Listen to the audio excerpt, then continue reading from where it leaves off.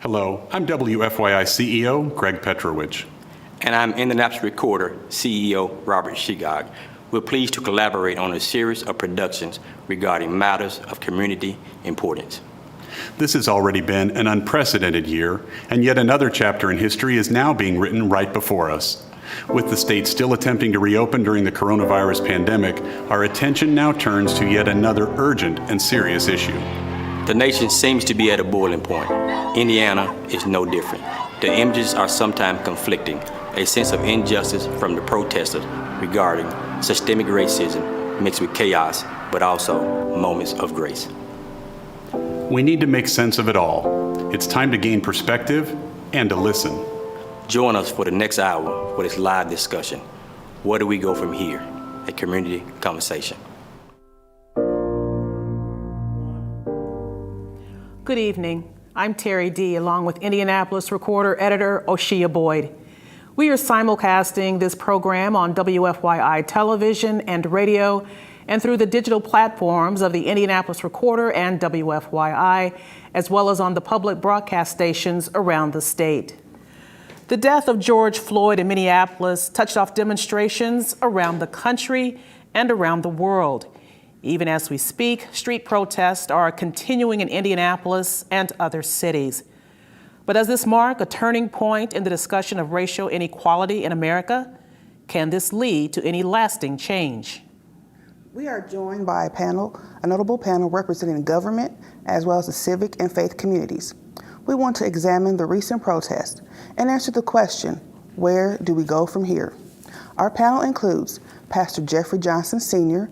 of Eastern Star Church, Darryl Lockett, Executive Director of the Kennedy King Memorial Initiative, Tony Mason, President of the Indianapolis Urban League, Vop Osili, President of the Indianapolis City County Council, State Representative Robin Shackleford, Chair of the Indiana Black Legislative Caucus, and Pamela Ross, Vice President of Opportunity, Equity, and Inclusion for the Central Indiana Community Foundation. Welcome to our distinguished panel and our viewing audience. Let's get the questions started. I direct this one to Darryl Lockett. We've seen protests in Indianapolis for years, and now these are likely to continue for days. But even if that happens, do you believe that meaningful change will follow?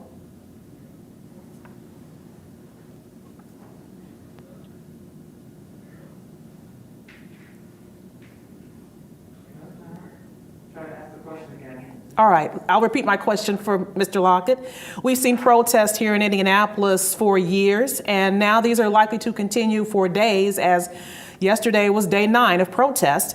But even if that happens, do you believe that meaningful change will follow the protests?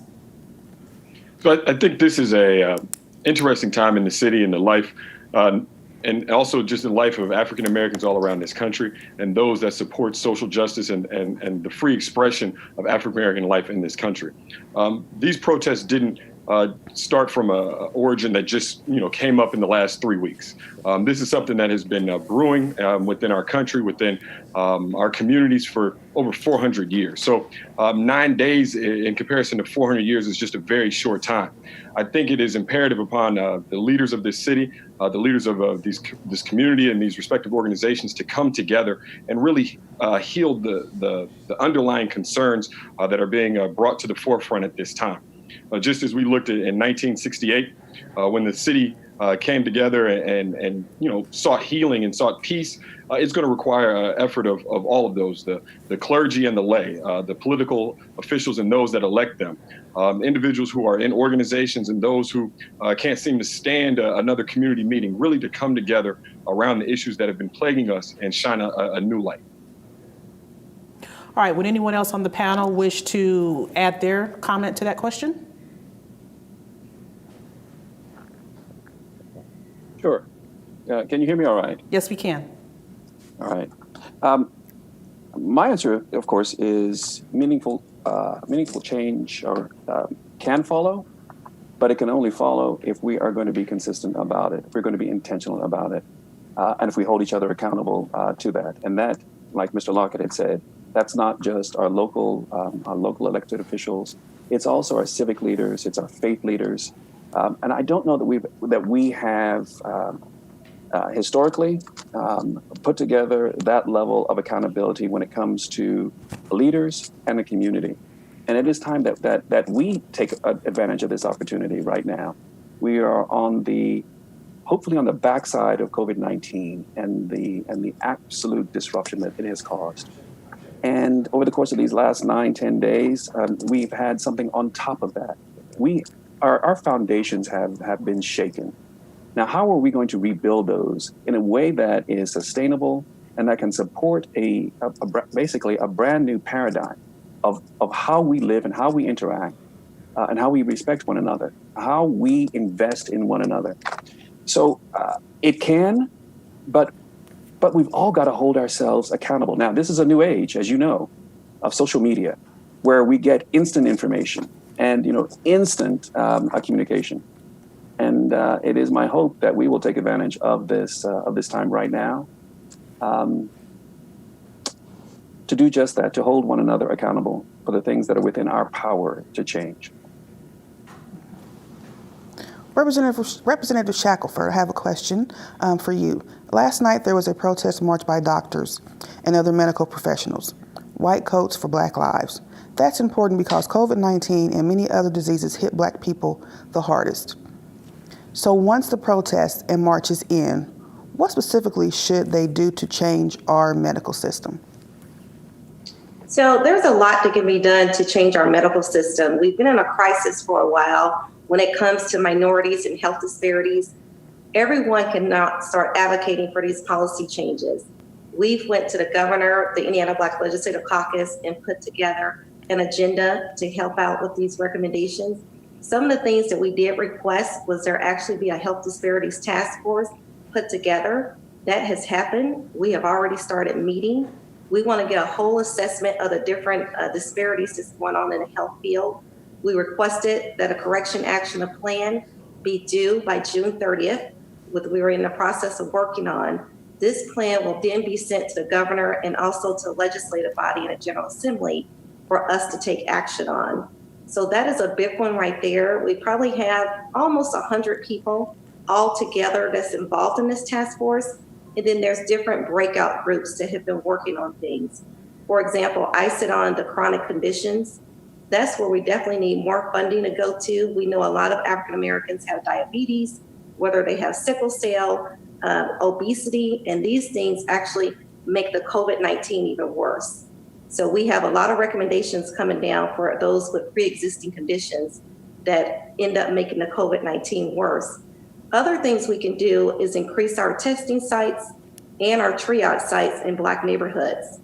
We went and looked at the list that we have so far. Not too many are in those high populated African American Black cities and in those neighborhoods. So we definitely need to get more of our testing and triage sites, not just the temporary ones, but permanent ones, so they can be there, because this is going to go on for a while.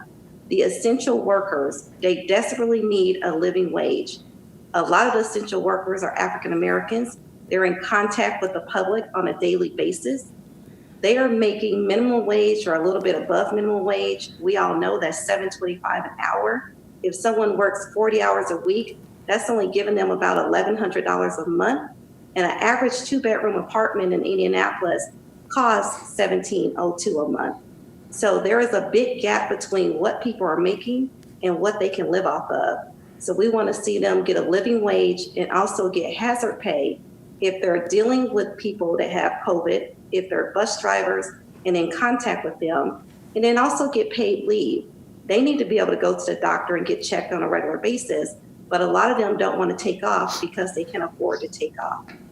So those are just some of the things, and I'm going to add one more. Because the doctors and nurses were out there on the front lines, which they're continually on the front lines, we want to make sure that they're receiving anti-racism training, that when they come in contact with someone of color in their office, that they actually know how to be presentable.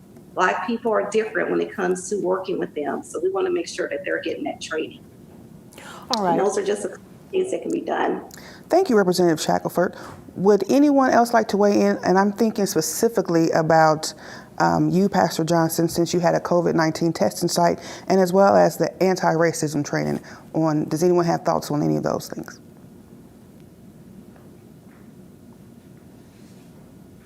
Yeah, we had it for a very short period of time. We're one church in 3 locations at Eastern Star Church. We're in Arlington Woods and 46218, and which is one of the hot spots for COVID-19 in Indiana. And even though we have more people with COVID-19, to my knowledge, there's no testing over there. They showed up on our properties at Eastern Star Church for 2 weeks, then left. And we see the recent numbers is still in Marion County in terms of COVID-19. So it's a major issue. These policies that are in place that just will not bring resources to our community. And as the state representative was speaking about these pre-existing conditions with high blood pressure and hypertension and heart disease, but there's some also other pre-existing conditions with an economic desert, and with an employment desert and food desert. It's hard to stay healthy when we don't have healthy food options in our neighborhoods. And so just the legislation that the state representative is talking about, policies that allow these things to happen. I'm not a health care professional, but if this is a hot spot for COVID-19, why did you take the testing out of that community and then take it somewhere else? So it's a challenge. This systemic racism is really hurting us. And until we start making the right decisions, and hopefully with all the noises being made and the protest that's going on, maybe we'll get a chance to look at this a little more closely and bring some positive decisions to these communities. Thank you so much, Pastor Johnson. I'd like to ask a question, and this is for anyone on the panel. Specifically, Pastor Johnson, you hit on some areas of importance. Polls have shown a significant difference in perception between races on some of the core issues. You mentioned food deserts, but also that would include police relations, education, housing, and job discrimination. What do the white viewers in our audience need to know to help them better understand how systemic racism impacts those areas beyond the healthcare system? This is for anyone on the panel who wishes to answer. And please identify yourself, please, before you give your answer. Go ahead, Pastor John. No, I already talked, Pamela, so go ahead. Go ahead. I'll come right behind you. Okay, that's great. Because I was going to add on to even what you said, as Robin had mentioned, the anti-racist training. I think that, one of the things is for there to be training, and then there's another thing to say that once you have the training, you will make this a part of your culture. That too often what we're seeing, what is not understood, is that there have been too many racist systems that have gone on for too long, that there is a lack of trust. So even sometimes when you can get past the barrier, like Pastor Johnson talking about, for a moment they had testing, there still is the issue of who is doing the testing and what does that mean?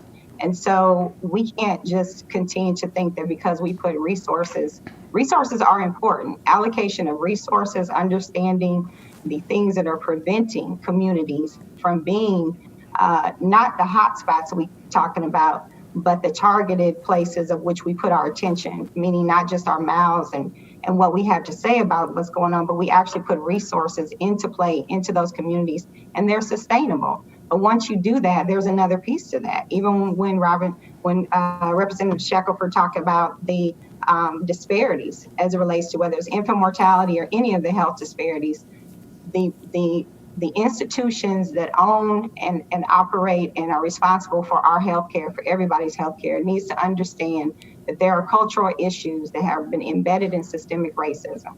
And until those things are really becoming a part of the culture of those institutions, then continue to plant resources in spaces is not enough. And so I would just say that, we have really a CICF, when we began to look at systemic racism as a part of our new mission 3 years ago, very intentionally, and then last April when we decided that we would launch it, And really it was more of the community saying that they wanted a public launch. And then we did it in Bankers Life when we had 2,000 people. I always say one of the biggest reasons that was the biggest attraction and that blew some of the I just say, I mean, the wigs off of certain people and threw their heads back is because we decided to say race is an issue. And so now here we are a year later, and it's like systemic racism has been here for quite some time. And that Black people, brown people cannot be the only ones owning this issue. This has to be an issue that white people own, and understand that in order for things to change, then they have to actually start to put real changes into place. And so an example would be, I don't know why that center was moved from what we know is a hotspot for COVID, why it was moved out of 46218, but that can't be something that's just left to be. Whoever owned that decision needs to be a part of another conversation to understand that we need to go back and look at that again and make sure that that community is taken care of. Thank you for your answer. Panel, I'd like to remind you that we have radio listeners tuning into the program, so if you could please identify yourself before you give your answer, that would be very helpful. Thank you. Speaking of which, we did get a question from someone who is viewing the program on social media. This is from Christina. Christina, thank you for tuning in. Her comment is, I am struggling to understand why the, quote, good cops are not standing up and saying they disagree with the violence they are seeing from colleagues both near and far. We are being asked to remember that there are more good guys than bad guys in leadership, but I'm not hearing much from the good guys. Who would wish to comment on Christina's comment? This is State Representative Robin Shackleford. I would just say that it takes a lot of courage to speak out against your colleagues. I have seen some of the good cops speaking out and on social media, very few, but it has been some. But I think we have to build a system where they feel comfortable that they can either talk about one of their colleagues, file a complaint against their colleagues. There's a lot of pushback. There's a lot of retaliation. These are their lives. These are what's holding them and making them a living. So they're very hesitant to come out. But what we can do is start making that a more peaceful environment, a more secure environment where they can come out and start speaking against these officers. Thank you for your comment. Councilman Osili, I have a question from one of our viewers. What action is being taken around IMPD use of force policy reform? Any commitment to taking the mayoral pledge and or the #8can'twait campaign? So even right now, today, tomorrow, over the course of these next couple of days, that's been taken into account. We have reviewed 8 Can't Wait, looked at the best practices across the country. I think that we have embraced a few of them pretty tightly, like California's. The idea is we know that we need to respond to our community members. We need to show that one that they have been heard, but two, to take the right actions so that we are as current as we possibly can be on use of force. So I would ask that you all hold tight for 24 to 48 hours. I think that you will find that there is a response directly from the city on use of force. As we know, across the country, this is a topic that is hot, and it's not fallen on deaf ears here in Indianapolis. I'd like to direct this question to Tony Mason. Why do you think America is still fighting and I'm sorry, I can direct this question to anyone who wants to answer. Why do you think America is still fighting and protesting against decades-old racial inequities of African Americans? May I try and answer that? Please, yes. Because race is probably the most sensitive topic that we have in this country. It is, if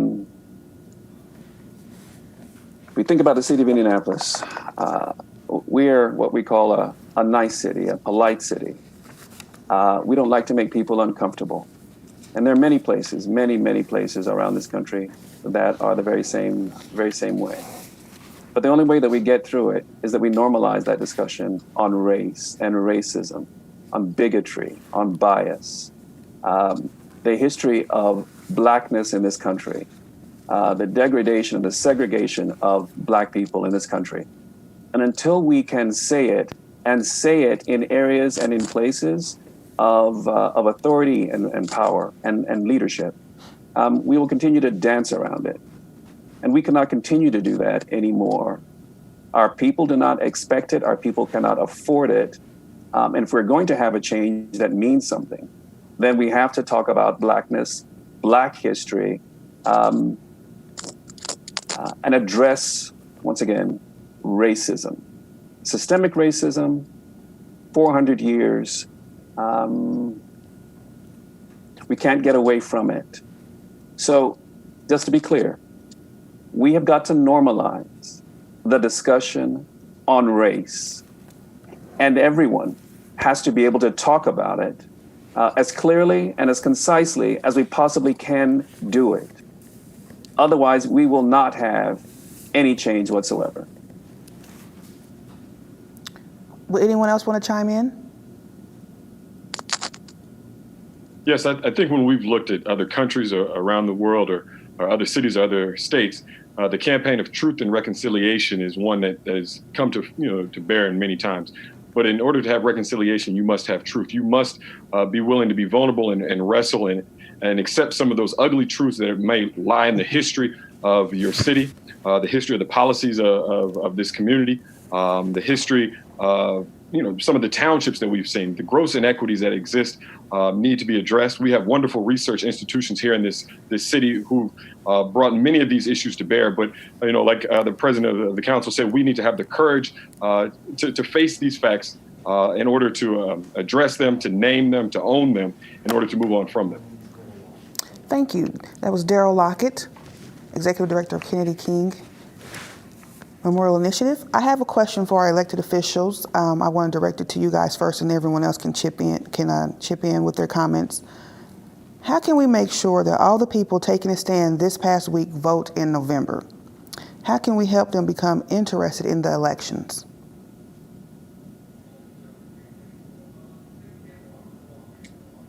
This is State Representative Robin Shackleford. I would just say I have been asked that from many times from the community, how do we get more people to vote, period, especially Blacks and people that are affected by the system the most? We're going to do everything we can to lay out what these issues are, lay out the benefits. I think until people really understand their power and the power of a vote, then that's what's making them so hesitant, because they haven't seen change, because they're continuing to see their neighborhoods not the same way as other neighborhoods. They think they're not being listened to. But we got to get them to understand that there is power behind your vote. These people that make the decisions are voted in, and they could be voted out. Thank you, Robin, for your comment. I want to coattail on that with another question to anyone on the panel. Thousands of African American and white protesters are uniting and saying, we just want to be heard. So who do you or anyone on the panel believes needs to hear that message the most, and why?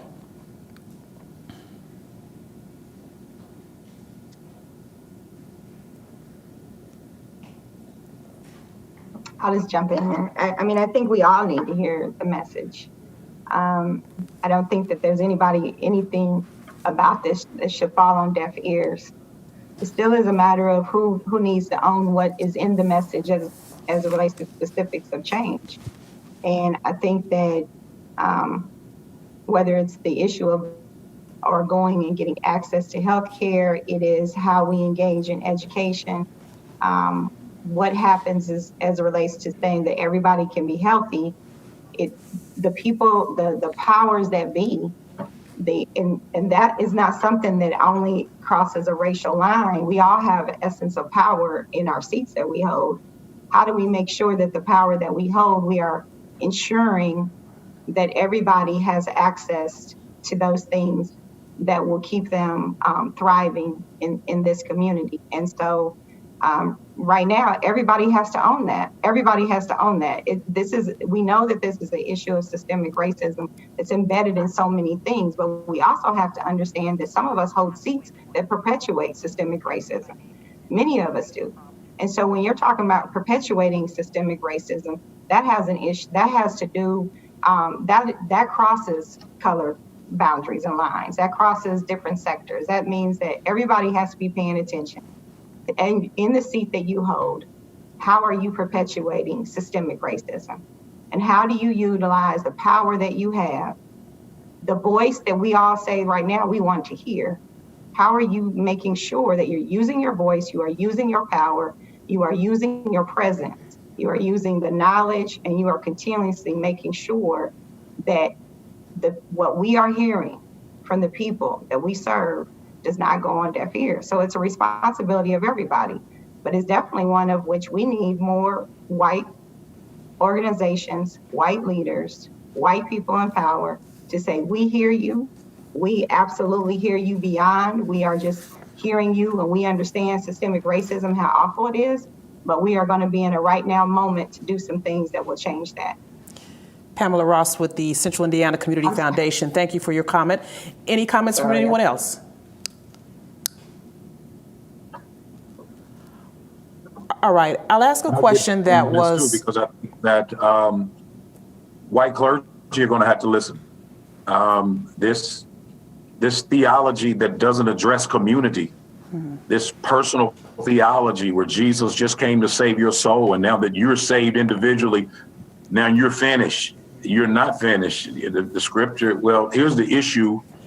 You've had churches and white people historically in this nation that have twisted the truth from scripture, from the Bible.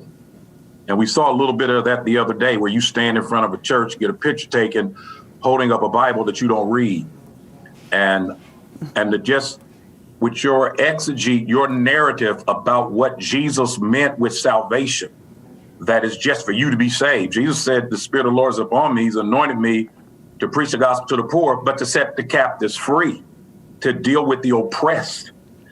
Jesus always sided with the oppressed, with the marginalized, with the poor, whether it's Old Testament or New Testament. If you, in the Old Testament says, if you give to the poor, it's like lending to the Lord, because the Lord identifies with the poor, with the left out, with the marginalized. In the New Testament, Jesus says, I was hungry, you fed me. I was outdoors, you found me housing. That I was in prison, you came to see me. I was sick, you offered me health care.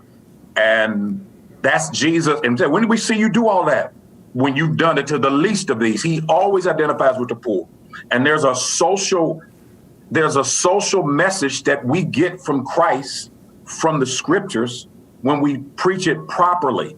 So that with all of this systemic racism going on, and you've been preaching for 20 years in your ministry and in your convention, in your city, in your community, and you haven't said a word about that, and you haven't addressed the policies that exclude people that don't look like you. So we got to make, as Christian leaders and as faith leaders, whether it's the mosque or the synagogue, all of us got to be getting the truth out here and speaking truth to power. So those of us who claim this relationship with God through his son, Jesus Christ, and are called to preach, we need to be listening, but we also need to be speaking the truth about what real salvation is all about and what that means. And for me to get my life right, but I'm not helping my community, something is desperately wrong with that. And I'll say this too, on who's listening, the protesters need to listen, because when we look historically at protests back in the 60s, those protests were for agitation, which is what's happening today. And I celebrate all the peaceful protesting going on, because that is making people pay attention. That's agitation. Well, when agitation is done, which is what we're talking about today, where do we go from here? The next step is legislation. So after all that agitation in the 60s, that's when we got the Voting Rights Act. That's when we got the Civil Rights Act. The legislation took place. Policies got in place. So out of all of this noise that's being made, even those of us who are doing the protesting, we need to listen and go register and go vote and come alongside those that we put in on. We can't just vote in Bob Osili and Robin Shackleford and then leave them alone for 4 years. Why don't we come and empower the ones we put in office who are trying to do right by our communities? So maybe with all this noise we make, we need to listen to ourselves and have some education about what that agitation is for in those protests to get that legislation right. I'll say this and I'll stop talking. When President Trump got voted into office 3.5 years ago, there were protests that took place in the nation after that. Protests all over the place because they were disappointed that Trump got put in office. And what I told the young people that I have influence over is we don't decide presidents based on protests. We decide presidents with voting. And so this agitation is great. Legislation that we deal with putting people in office that are looking out for community. So maybe we need to listen to ourselves too. Thank you, Pastor Jeffrey Johnson of Eastern Star Church. Can we just stay there for a second, panel? I would like to get other people to chime in on actually taking the agitation to legislation. How do we get there? And how do we hold those we vote into office accountable? What do we do? If we're talking about where do we go from here, so if that's the next step, how do we get to that next step? So this is State Representative Robin Shackleford. I appreciate, and when I talk to the young people, I said, I am proud of you guys for being out there advocating and protesting. But session starts in January. 150 legislators come into the city, and that's when we start making laws. So after all the protests, we still need you engaged come January. We need you engaged to help us draft a policy during this summer and fall. We're going to reach out to anyone who wants to help and get that legislation in place. But once December comes, I know the winter time hits and people forget about things, but you have to be down at the State House. You have to be at the table. I'm inviting you now to be at the table. I will help you set up, if you want to do demonstrations, if you want to testify. We need you testifying in committees. We can let you know when those hearings are. We need you writing into your legislators, emailing, calling, saying, please hear this bill. Because most of the time, the Democrats, we're in the minority. So our bills are usually not getting heard. But if it is a bill that's going to better the whole community, that bill needs to be heard. And so we have to get the people to start pushing the power behind us and assist. And that will be greatly appreciated. And if I may, it is imperative that our community members continue to stand with us, to organize amongst themselves, but stand with us. And when we go wrong, to tell us. I celebrate our young people who are out making sure that their voices are heard. I even joined one of them yesterday on one of their protests because I wanted to feel that energy. I wanted to hear what they were saying. But when this time goes and the intensity of this time goes, they still need to be intentional about ensuring that their voices are heard and that we are enacting the policies that they ask us to enact. And we're fine-tuning the others. And we may get it wrong or we may be slightly off course, then help us to get it on course. We represent these very people. I think we've got one of the most progressive councils in the history of our city right now. And we want to see change that benefits all of our constituents. So I'm just asking that our constituents work with, contact, but also support and help encourage and to continue to push us. I think that encouragement part is probably also an important one. And I think I just saw Robin smile slightly because it's not enough to make a lot of noise. You got to be there too in the tough times when we're having challenges to make sure that we know that you're behind us. I think that's what representative government is about. Thank you, Mr. Osili, for your comment. Let's get another question here from a viewer on YouTube. And I'd like to direct this question to Darryl Lockett with the Kennedy King Memorial Initiative. What efforts will be implemented to assist youth in adjusting to the impact of the trauma and the racism exposed due to the death of Mr. George Floyd? I think that's a very good question, and something that we as a community really need to galvanize and bring all of our resources to bear. Unfortunately, with the timing of this, many of our youth are not under the tutelage of their normal counselors or school teachers who are on the front lines daily addressing many of the needs and the trauma and the adverse childhood experiences that we're bringing to the classroom every single day. So we need to galvanize and mobilize all of the resources that we have in the community, whether that be through medical channels or whether that be through churches and synagogues and mosques as well, to meet those needs. Our communities are already suffering in so many ways. We have rates and levels of trauma that rival those from the military, coming home from the military with PTSD. We need to really surround the community, provide spaces for them to understand and process what they're feeling right now. What young people are watching when they're seeing protests and action. First, as many have said, we need to couple that with education so that they can truly understand what is going on, what's going on behind the scenes, and how long it's been going on. But then also be directed and walk by the hand to a constructive solution that can bring redress to those problems.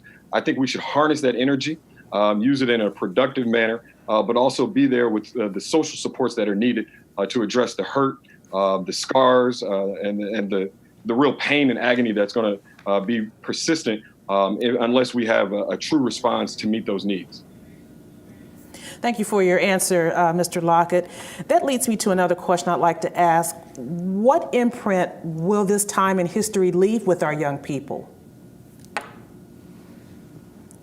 like to direct that question to Pamela Ross with the Central Indiana Community Foundation. Well, I think the imprint right now is just one of truth.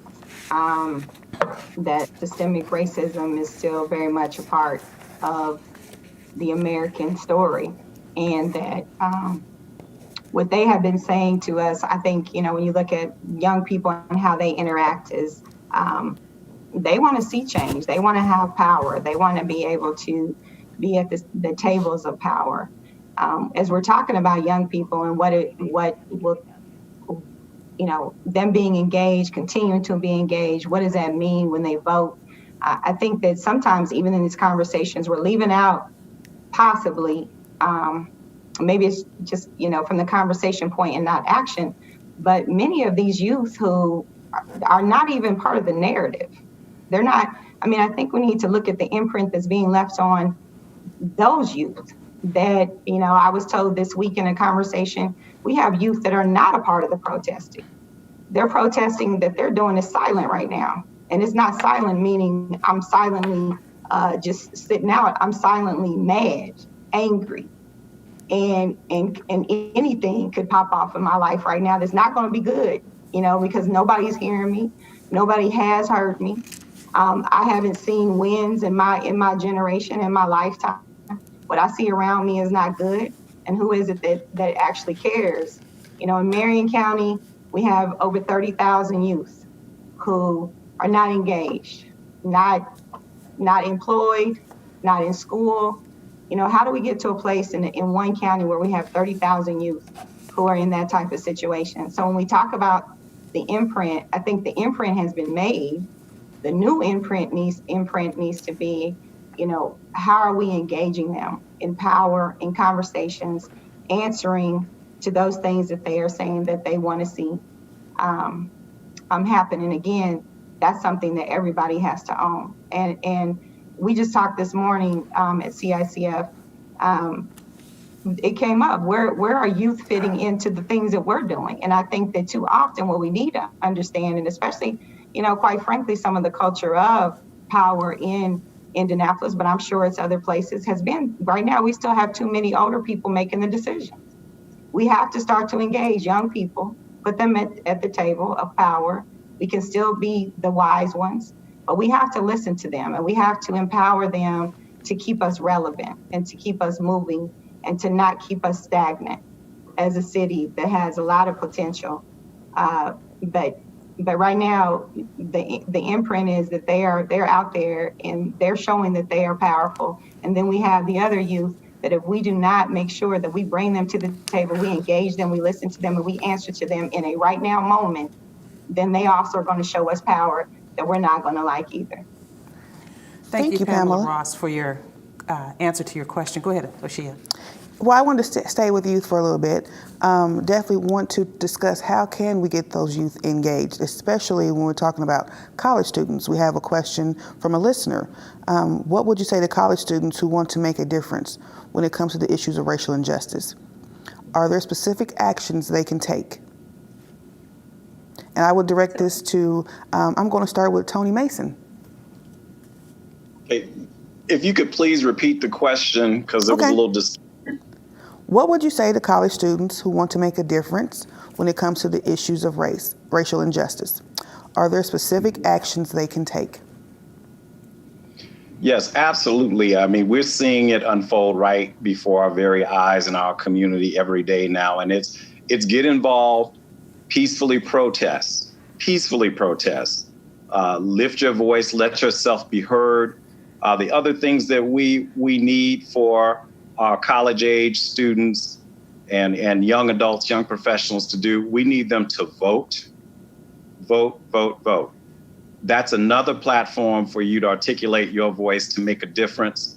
And we also want to encourage and make sure that our young professionals and our young adults in the community, that they participate in the census, get involved in all of, as we like to say, the easy ways, the low-hanging fruit, but then make sure that you have the opportunity to get involved with different organizations across the community, whether it's the Urban League, whether it's the NAACP and others, Indiana Black Expo. Get involved in following legislation and policy at the State House. As Robin Shackleford would tell you, we know that at times our young professionals, our young adults have had an amazing voice and impact inside of the State House. And so those are just a few ways that you could get involved. Make sure that you're going to city county council meetings to voice your opinions as well. Thank you, Tony Mason, president of the Indianapolis Urban League. Mm-hmm. We're getting questions. That a little bit too as well. Sure. Go ahead, please. No, I totally agree with Tony, because I think a lot of times we have people trying to figure out how to get connected. All this is going on in the world. What am I supposed to do?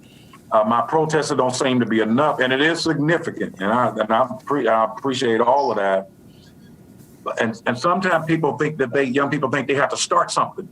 All this is going on, I need to start something. And if God is calling you to start something, by all means, start something. Follow your visions and your aspirations and goals and all of that. But there's a lot going on already. There are a lot of institutions, organizations, and groups that do this every day, that we don't sit around waiting on somebody to get shot before we do this. This is a everyday thing. And Tony named some of those. And if you talk about college students, you got your own sororities and fraternities that are there.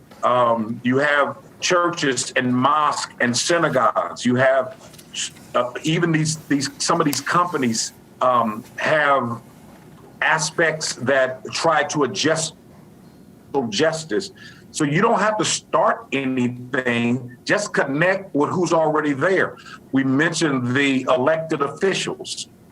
Find out who they are and then connect with them. I'm sure they would love to have you come alongside and help them to accomplish some of these things. So there's so many ways that you can get connected, and you don't have to try to do everything, but just do something. I still remember when I was like a freshman in college, and Jesse Jackson ran for president, and he had to get all these petitions, all these names to get his name on there to even run.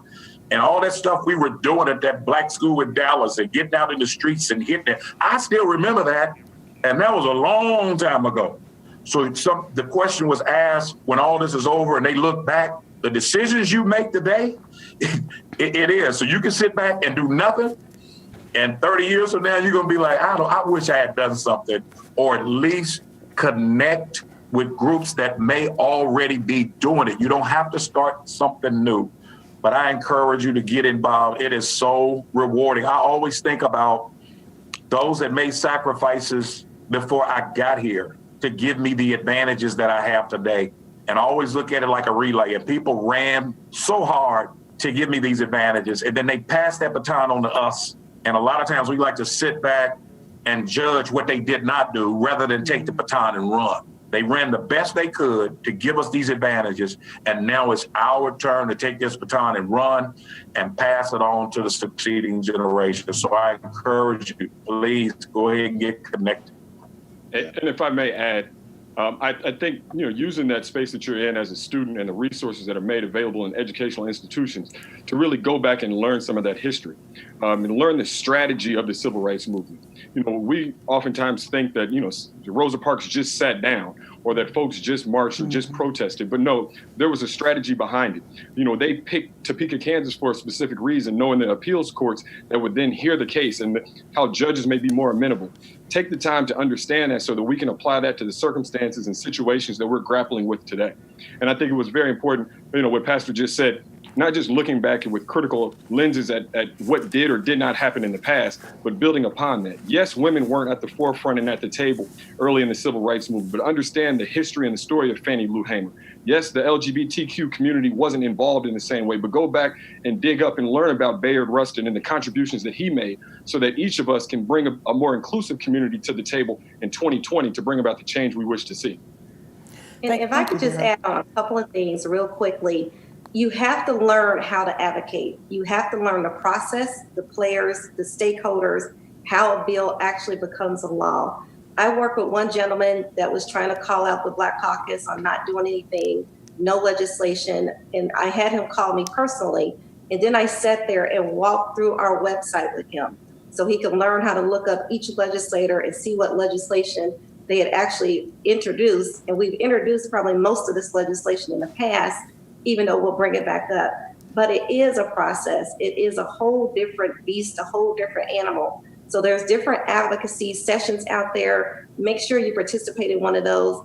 And then internships. We have paid internships at the House and the Senate at the state level. And they also have paid internships at the House and the Senate at the federal level. So college students, you can come work with us during the legislative session and get paid and learn all about the process. So I just want to add those two also. If I could also add, I want to call attention to the work that CICF is doing around equity and inclusion. And I know that, Pam, they've got the ambassadors that you all support that are out in the community doing work, but also call attention to the Urban League's Young Professionals, the exchange at the Indianapolis Urban League. And they're doing a lot of advocacy work, obviously in partnership with us as the parent affiliate, but also with the National Urban League. And so there are a number of things that, as pastors said, that you can get involved in, that you could help play a role in making a difference in the community. Thank you all for your comments, Mr. Mason, Ms. Shackleford. One more thing Pastor before you move on. I know everybody's trying to Yes. jump in on this because we definitely want our young people to get involved and get connected. I met Jesse Jackson when I was 14 years old as a student at Arlington High School, and I was so impressed with him. It's been such an inspiration to me. When I started pastoring Eastern Star Church, I was 24 years old. I turned 25 the next month. Jesse used to come to Indianapolis and do rallies and voter registration. Jesse would call me, Reverend Jesse Jackson would call me up and have me drive him all week. He didn't need me to do anything. I just drove him.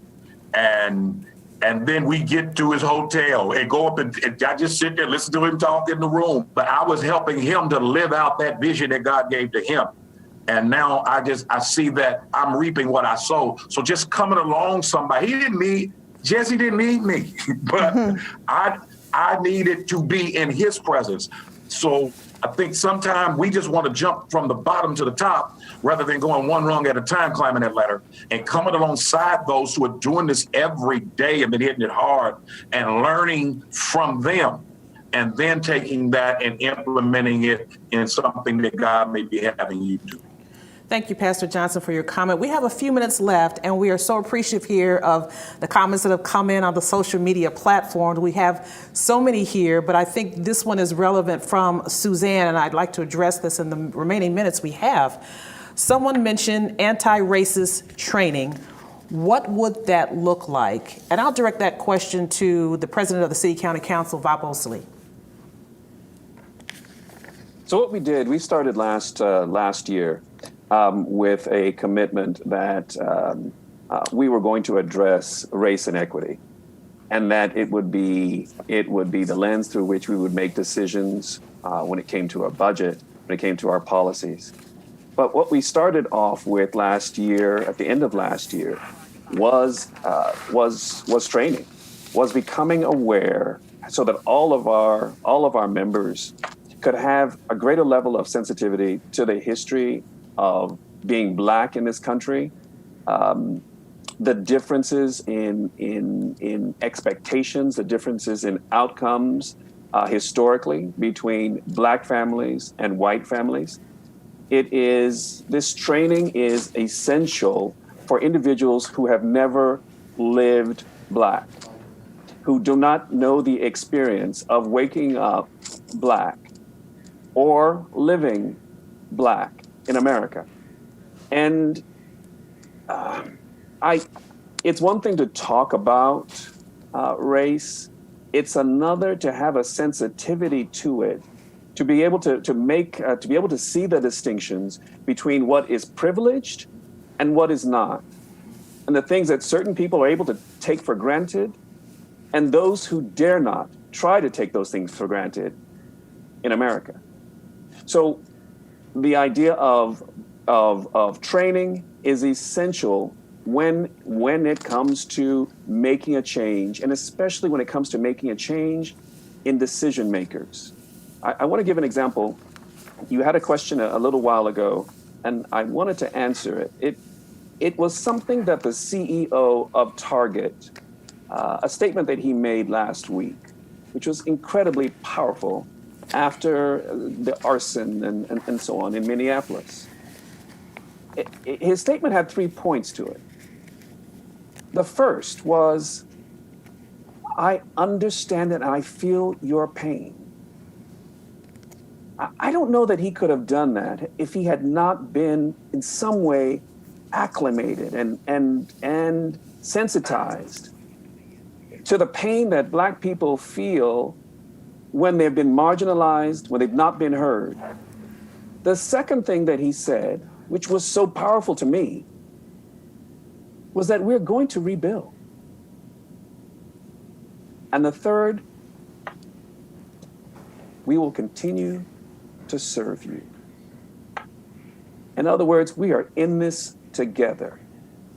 I don't think you can get there unless you understand where someone else has come from and their own view of what life looks like. To be able to put yourself into their shoes as much as you possibly can, especially while you enjoy a certain level of privilege. You can't put yourself in someone else's shoes until you do put yourself in someone else's shoes as much as you possibly can. And you can't do it without some training. Thank you, Councilman Osili. I wanted to actually pull Pamela Ross in really quickly as we're running out on time, because I know CICF has a lot of things you're doing as far as anti-racist training. Sure. So thank you. We started our baseline for beginning this work was with racial equity training through the People's Institute for Survival and Beyond, called Undoing Racism. Everyone on our staff was required to go through that. So the statement was already made that this is going to be a part of our culture. This is not something that you can opt out of. Space was given to have conversations about what that training means as it relates to the institutional history of systemic racism that is not learned. That's not in college. That's not in K through 12. That's something that all too often Black people have to learn through experience, and that we have a majority white staff, which has continued to become much more diverse, but through intentionality around, we want to be an anti-racist multicultural organization. That means that is intentionality, that is proactive, that is learning. That is not something that's only based on what trainings we go through. Our trainings are as organic as everybody on staff viewing 13th and having a conversation around it. So much, again, when I said about the training is that too often when you talk about the training, it does not stop with training. That is a beginning point. When you start to get into the work of racial equity, when you start to address issues related to systemic racism, there is no exit plan on that. Thank you, Ms. Ross, for your comments. We are at the end of the hour, and we are so appreciative of those who tune into the show via social media. It's not surprising that this hour has gone by so quickly, and this is by necessity the beginning of a conversation. And there are many more voices to hear. We'll want to hear from you through both WFYI's and the Indianapolis Recorder's social media sites. Thank you, panel, for your time this afternoon. Thank you, audience. For Osili Boyd, I'm Terry D. Thanks for joining us. Good night, and stay safe and well.